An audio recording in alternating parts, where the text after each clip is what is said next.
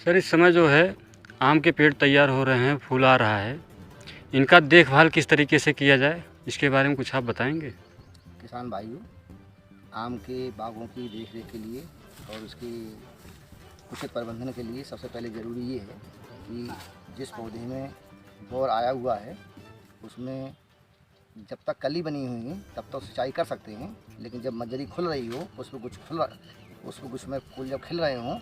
तो उस समय जो है सिंचाई नहीं करनी चाहिए। साधारण तौर पर फूल खिलते समय सिंचाई को रोक देना चाहिए। दूसरी बात ये है कि अच्छे बाग आम के पौधे से फल लेने के लिए उसकी खुराक पर ध्यान देना चाहिए। तो साधारणतः ये कहा जाता है कि 1 वर्ष का पौधा है तो उसके लिए 10 किलोग्राम गोबर की खाद, उसमें उर्वरक का मिश्रण जिसमें कि नाइट्रोजन 100 ग्राम, फास्फोरस 50 ग्राम और आपका पोटाश जो है 100 ग्राम, फिर इसके साथ ही सूक्ष्म तत्व के रूप में जिंक सल्फेट जो मतलब एक तरह से सूक्ष्म पोषक तत्व है वो 25 ग्राम और कापर सल्फेट 25 ग्राम और सुहागा 25 ग्राम। इस तरह से मिश्रण जो है प्रति वर्ष प्रति पौधे के हिसाब से देना सुनिश्चित करना चाहिए और एक निश्चित मात्रा को 10 साल की उम्र पर स्थिर कर देते हैं और फिर उसी के अनुसार 100 किलोग्राम प्रति पौधे के हिसाब से देसी खाद और 1 किलोग्राम नाइट्रोजन, 500 ग्राम फास्फोरस और 1 किलोग्राम पोटास के साथ लगभग जो है 125 ग्राम या ऐसे समझ लीजिए कि 25 ग्राम के हिसाब से प्रति वर्ष ले रहे हो 250 ग्राम हो जाएगा जिंक सल्फेट और 250 ग्राम कापर सल्फेट और 250 ग्राम सुहागा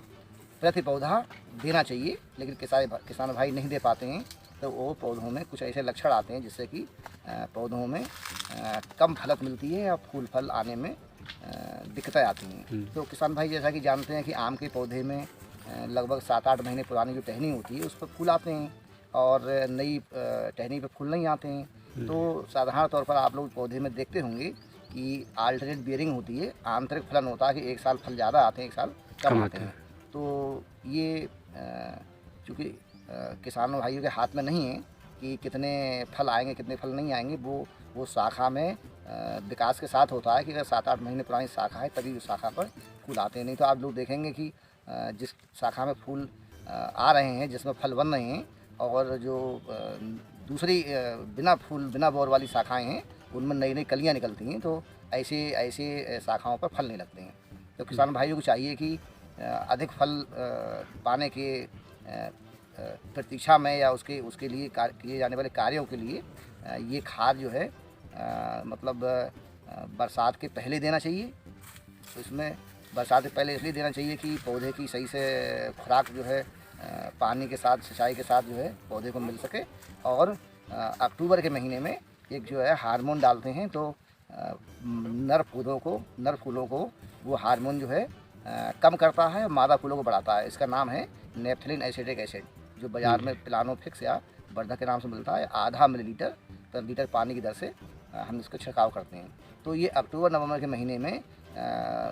कलियाँ बनने की प्रोसेस जो है अंदर ही अंदर शुरू हो जाती है। तो कितने नर फूल बनने हैं, कितने मादा फूल बनने हैं, वो प्रोसेस जो है अक्टूबर में नवंबर में शुरू हो जाती है। तो उस समय इस नेप्थलीन एसिड का एक छिड़काव करना चाहिए अक्टूबर या नवंबर में। दूसरा ये है कि जब आपको लगता है कि आपके आम के बौर पर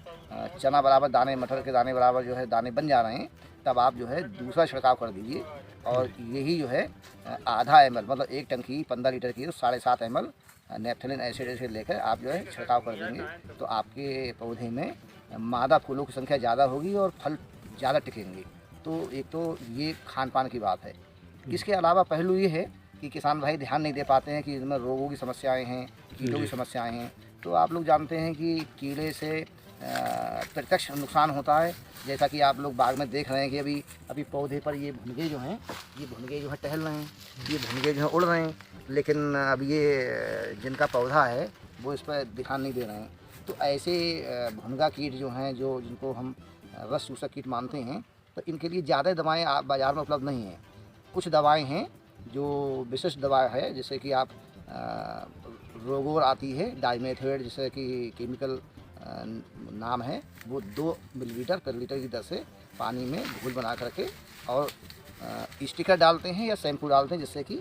ये दवा जो है पत्तियों पर, तने पर चिपक जाए। दूसरा पहलू ये है कि अगर आपको अच्छी नए रसायनों में से अगर दवा लेनी है तो एक दवा इमिडाक्लोप्रिड आती है, तो वो जो है 1 ml प्रति लीटर के हिसाब से छिड़काव करेंगे तो ये भुंगा कीट की समस्या दूर हो जाएगी। लेकिन ये एक ऐसी समस्या है कि किसान भाई ध्यान नहीं देंगे तो फूलों से रस चूस करके और फूलों को ये कीड़े जो है मार देते हैं। जी। अब एक बात आती है कि दूसरा हम क्या उपाय करें, तो आप देखेंगे एक जो है लस्सी कीट कहते हैं, एक जो है जी। ऐसा कीट है जो सफ़ेद दिखाई देता है और वो मिट्टी में से नीचे से ऊपर चढ़ता है। जी। तो किसान भाइयों को ये चाहिए कि ऐसी अल्काथीन 400 गेज की ये पॉलीथीन सीट है, ऐसी सीट जो है टांग देना चाहिए पौधे पर। और इसमें जो है अब इसको लगाने के बाद में ये ध्यान देना है कि एक तो बाकी निराई गुड़ाई करनी चाहिए, तो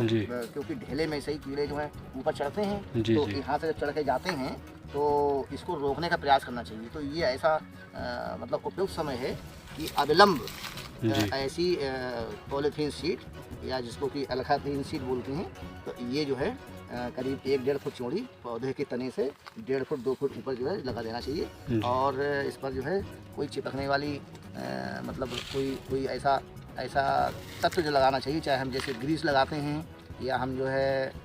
मोबिलाइल लगा सकते हैं या हम जो है गोंद लगा सकते हैं। जैसा कि हम आपको देख के बता रहे हैं कि जैसे कि आपके पास साधारण तौर पर गोंद है तो इसमें से गोंद निकाल लीजिए, और गोंद निकालने के बाद जो है इसको गोंद करके और इसको जो है ऐसे अब देखिए चींटे चढ़ने लगी, तो ये भी एक समस्या है। तो जैसे आप इसको जब लगाएंगे इस तरह से चारों तरफ से इस तरह से कर देंगे तो ये जो है गोंद के लगने से और ये चींटे भी चिपक जाएंगे और जो कीड़े हैं वो सभी कीड़े जो हैं ये तने पर चढ़ने से मतलब रोक हो जाएगी। और किसान भाइयों का ये एक सबसे सरल माध्यम है और ये एक तरह से यांत्रिक विधि है, क्योंकि किसान भाइयों के पास अगर पैसे की कमी है तो कहीं से भी पन्नी पा सकते हैं और कहीं से भी गोंद या मतलब चिपकने वाला कोई मतलब जैसे कि मोबिलाइल है या ग्रीस है, कहीं से भी लेकर लगा देंगे तो उनका बचाव हो सकता है। ऐसे कीट जो हैं क्रमशः क्या करते हैं कि नीचे मिट्टी में ढेले में रहते हैं और वो चढ़ कर के जो है कलिकाओं से और वहीं और मुलायम शाखाओं से रस चूसते हैं, जिससे कि पौधों पर मतलब जो है उपज पर प्रभाव पड़ता है और वो फूलों को वो भी कीड़े रस चूस कर मार देते हैं। तो ऐसी स्थिति में उपज कम हो जाती है। तो इसके लिए भी यही है कि आप दवा अगर डालते हैं तो कोई दवा ज़्यादा कारगर नहीं है, क्योंकि वो उस कीड़े के ऊपर एक जो है सफ़ेद रंग का जो है जैसे कि हम लोग इंसान लोग कपड़ा पहनते हैं, इसी एक आउटर कवर एक तरह से मखमली जो है एक ऊपर से जो है वो अपने आप को बचाने के लिए एक आवरण जो है बना लेता है। तो वो कीट का जो शरीर है वो दवा जो हम डालते हैं तो कीट पर नहीं पड़ती है, उसके शरीर पर नहीं पड़ती, बल्कि वो रुई जैसा जो सफ़ेद कीड़ा दिखाई देता है उसके आवरण पर पड़ती है और कीड़ा जो है वो सुरक्षित जो है बचा रह जाता है। तो ऐसे कीट को बचाने के लिए मिट्टी में थाले में खेत बाग की जुताई करके और रवेदार जो है कीटनाशक डालना चाहिए। जैसे पाउडर के फॉर्म में आता है, मान लीजिए मेलाथियान आता है, आपका जो है क्लोरपाइरिफास आता है, या जो है आपका दूसरे और भी पाउडर्स आते हैं। तो ये इसकी एक निश्चित मात्रा ये है कि आप समझ लीजिए कि ये मतलब एकड़ के हिसाब से डालना हो या प्रति पौधा के हिसाब से डालना हो तो उसका एक निश्चित अनुपात है कि जैसे कि पौधे के हिसाब से डाल दीजिए। मान लीजिए आपने 250 ग्राम मान लीजिए जो है पाउडर ले लिया और पूरे थाले में मिट्टी में उसको मिला दिया, लेकिन ये कुछ दिन तो काम करता है, लेकिन महक जैसी ख़त्म हो जाएगी फिर भी कारगर नहीं रहता। तो आपको निगरानी करनी चाहिए सवेरे शाम की मेरे पौधे पर चीटा तो नहीं चढ़ रहे हैं और वो जो है लस्सी कीट नहीं चढ़ रहा है। तीसरा एक कीड़ा और है जो अक्सर आप देखते हैं कि उसको स्केल इंसेक्ट बोलते हैं। वो गुलहड़ के पौधे पर, ये आपके आम के पौधे पर और सभी पौधों पर वो उसकी भी मतलब प्रकृति इसी तरह से होती है कि उसके ऊपर भी आवरण होता है, सफ़ेद रंग का होते हैं, लेकिन ये कीट छोटे होते हैं। तो ये रस चूस के नुकसान पहुंचाते हैं। दवा के रूप में जैसे मैंने बताया कि रोगोर जो डाइमेथोएट के नाम से बाज़ार में मिलती है, और जैसे कि आप जो है 2 ml प्रति लीटर के हिसाब से और इमिडाक्लोप्रिड 1 लीटर प्रति लीटर के हिसाब से दवा छिड़काव करते हैं, तो इससे कीटों से बचाव हो जाता है। जहाँ तक रोगों की समस्या है, अभी आप देखते हैं कि ईंट के भट्टों के आसपास जो ये आम के पौधे लगे हैं, तो वहाँ ईंट के भट्टे से निकलने वाली जो जहरीली गैस है, carbon dioxide, carbon monoxide, sulphur dioxide, इस गैस से निकलने से क्या होगा कि जब छोटी छोटी अम्मियाँ बननी शुरू होंगी तो पीली पड़ कर टप टप कर गिरती रहती हैं। तो ये हम मानते हैं कि ईंट का भट्टा जो है 1 से 1.5 किलोमीटर पूरा पश्चिम और 1 किलोमीटर उत्तर दक्षिण नहीं होना चाहिए, जिससे कि वो गैस जो निकलती है वो आम के बौर पर असर करे और आम के फल जो हैं पीले होकर गिर जाते हैं। तो ऐसी स्थिति में फूलों को से फल बनते समय उस प्रक्रिया में बचाने के लिए एक साधारण सा एक नुस्खा है। हम बोरेक्स जो होता है, सुहागा जो होता है, वो लगभग 8 से 10 ग्राम प्रति लीटर पानी के हिसाब से, मतलब 15 8 120, 15 150, मतलब 120 से 150 ग्राम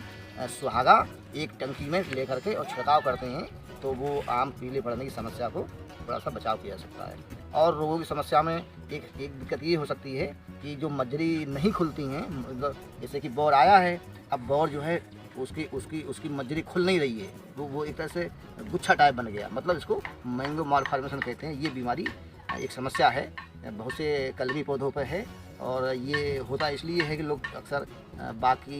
देख रेख नहीं करते और पानी की कमी हो जाती है, तो किसी रोगी पौधे से, रोगी शाखा से स्वस्थ पौधों पर वो रोग जो है एवियोफाइट माइट्स होती हैं। ऐसे जीव होते हैं जिनकी 4 जोड़ी टांगें होती हैं। सामान्य तौर पर जानते हैं कि मनुष्य की 2 पैर,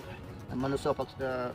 पक्षियों की जो है 2 टांगें हैं, और आपके जो है पशुओं की 4 टांगें हैं, और कीटों की 6 टांगें हैं। लेकिन ये जो एवियोफाइट माइट होती हैं, ये जो अष्टपदी कीट होती हैं, ये जो है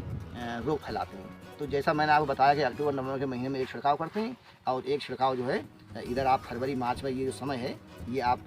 प्लानोफिक्स जो वर्धक मैंने बताया था, नेफ्थलिक एसिटिक एसिड आधा ml लीटर के हिसाब से इसका छिड़काव कर देते हैं, तो ये मजरी जो है खुल जाती हैं। लेकिन साधारण तौर पर ये है कि ऐसी पत्तियों की विकृति हो या ऐसे फूलों की विकृति हो, उस हिस्से को काट करके और जो है ये दवा का छिड़काव करते हैं, तो कुछ हद तक बचाव हो जाता है। लेकिन इसका बचाव का मूल आधार कलियां बनने से पहले ही होता है, जो अक्टूबर नवंबर में करना चाहिए। और इसमें ज़्यादा अभी रोगों की ज़्यादा समस्या नहीं है। रोगों की समस्या ये होती है कभी कभी कि ऊपर से टहनी सूखती हैं, तो किसान भाई जानते हैं कि उसको जो है मतलब समझ नहीं पाते कि हमको क्या निदान करना चाहिए। तो ये एक ऐसी बीमारी है कि जो कापर की कमी से होती है, ऊपर से टहनी सूखनी शुरू हो जाती है। पहले जो है कलियाँ मरती हैं, ऊपर से जो है शाखा सूखनी शुरू हो जाती है, और फिर नीचे तक शाखा सूखती है। तो इसके लिए बहुत सरल सा उपाय ये है कि 1 इंच 1.5 इंच जो है नीचे से हरी शाखा लेकर काट कर, और कापर ऑक्सीक्लोराइड जो ये फफूंदीनाशक आता है, या एक तरह से जिसको कि हम जो है नीलत होता है या कापर बोलते हैं, तो उसका लेप बना लेते हैं, मतलब पानी में घोल करके गाढ़ा लेप, और जहाँ टहनी काटते हैं, तिरछी काटते हैं टहनी, तो एक बात ध्यान देना चाहिए कि जब जो शाखा काटी जाती है, तो उसका जो खुला हिस्सा है वो पूरब दक्षिण ना रहे, उसका खुला हिस्सा उत्तर या पूरब में रहना चाहिए, ताकि वो शाखा तेज़ धूप में सूखने ना पाए। इसलिए वो कापर ऑक्सीक्लोराइड का लेप जहाँ लगाते हैं वहाँ से पौधा सूखता नहीं है, तो नीचे से नई कलियाँ बन जाती हैं, पौधा जो पूर्ण रूप से अपनी आकृति पुनः ले लेता है और पौधा स्वस्थ बना रहता है। तो इस तरह से किसान भाई अपने आम को स्वस्थ रख सकते हैं। दूसरा ये है कि किसान भाई अगर फल बढ़ाना है और फलों की संख्या को बढ़ाने के प्रयास करना है, तो इसमें जो मैंने ये दवा बताई नेफ्थलिन एसिटिक एसिड, इसका छिड़काव सर्वोपरि है। और ये हार्मोन जो है फलों को टिकाने में मदद करता है, और साधारणतः जो फल बाज़ार में जल्दी आते हैं, पहले आते हैं, उनके लिए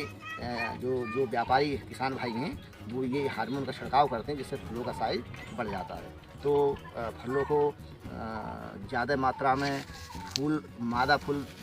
विकसित करने और फलों का आकार बढ़ाने के लिए और फलत बढ़ाने के लिए इस हार्मोन को प्रयोग में लाया जाता है। लेकिन साधारण तौर पर किसान भाइयों को, जैसा कि मैंने बताया कि जो सामान्य तौर पर जो पौधे की देख रेख है, वो करना भी अनिवार्य है।